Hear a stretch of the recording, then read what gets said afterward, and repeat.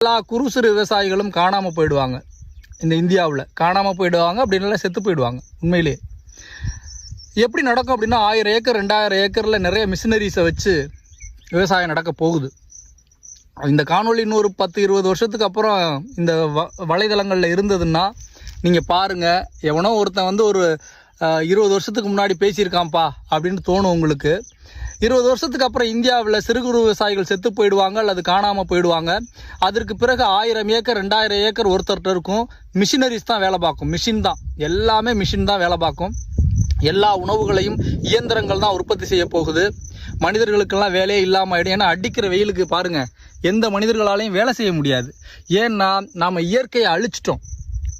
வெயில் மனிதர்கள் வேலை செய்ய முடியாத அளவுக்கு வெயில் போடுது.